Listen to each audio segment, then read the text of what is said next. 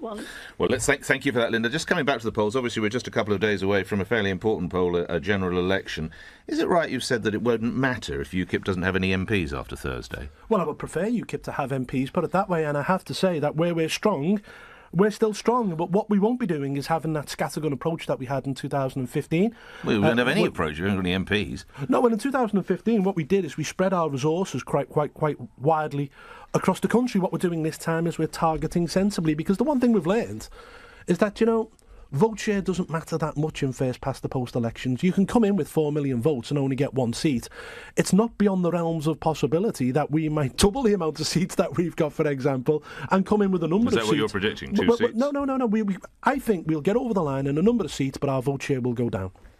You got 12.6% last time out, didn't you? Doesn't matter, we only got one seat.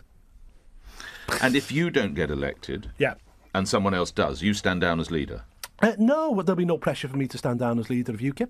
Right, I've only been in the job 6 months. So let's say that let's use your projection that there are two people who are in Parliament who are members of Ukip, and you're out, but you still lead the party. How would that work? I didn't say two, I said a number. All right, a number. OK, all right, but you're not one of that number. Well, how come you stay as leader? Well, actually, you know, Nigel Farage wasn't in Parliament and still was the leader of Ukip. And so you model yourself on Mr Farage. And he led it from the European Parliament. And actually, do you know what, Nick?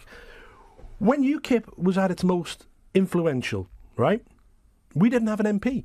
When we forced David Cameron into offering that referendum, which we both know he never wants to give, and he was forced into that because UKIP was going up the polls, UKIP was winning local elections, and they panicked. And we did that without having an MP. And I have to say that in this election, in many ways, UKIP has been driving the agenda and has been ahead of the curve. In what way have you driven the agenda? Well, the integration agenda at the very beginning of this. I mean, we were talking about things like FGM. Now the Prime Minister's talking about it. We spoke about a points-based system for immigration. It's now party policy for the Conservative Party for non-EU migrants. We were speaking about Brexit 10 years ago, and everyone thought we were mad. UKIP has been a very successful political party without necessarily breaking the ceiling of first-past-the-post elections.